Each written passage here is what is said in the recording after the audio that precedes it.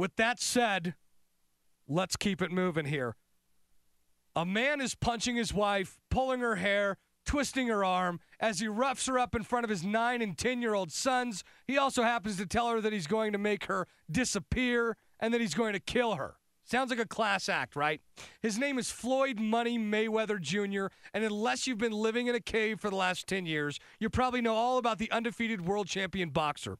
You might have also heard that he was just sentenced to 90 days in jail for this offense and probably won't even end up doing all of that. That's right, 90 days. This is the same guy who roughed up 2 women in Las Vegas in 2002, beat somebody up in a bar fight in 2005, the same guy who was accused of kicking his wife outside of a nightclub in 2005. Am I forgetting something? Oh, yeah.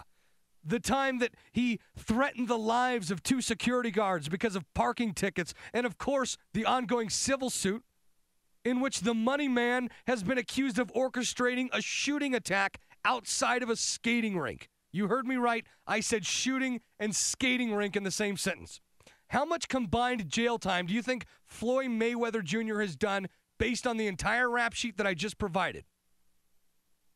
If you guess 0 days and 0 months, then you're right on. That's right. This violent loser hasn't spent a day in jail for any of these offenses, which in itself is mind-boggling.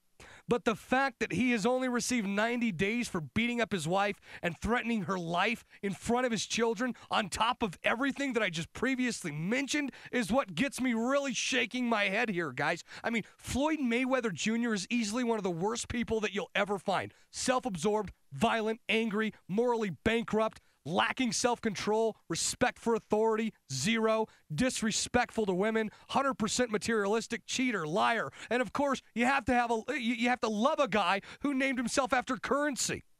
What does this say about our society? It says that the rich can act the way they want and buy their way out of anything.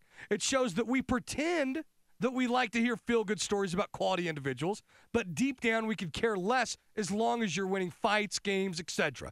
Most average U.S. citizens would have never gotten a chance to create that long of a rap sheet. The fact that he's only doing 90 days is a slap in the face to you as an American. It's Floyd Loser Mayweather spitting in your face as he flips you off.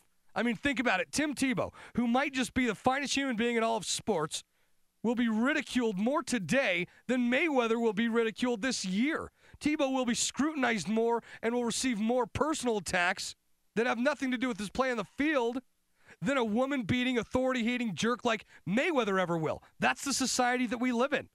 We don't have to get real deep into the cheap shot that he laid on Victor Ortiz, which also showed how scared he was to go into the late rounds. You can say whatever you want about that, but was it another time when his cocky, arrogant punk attitude shined through? Yep.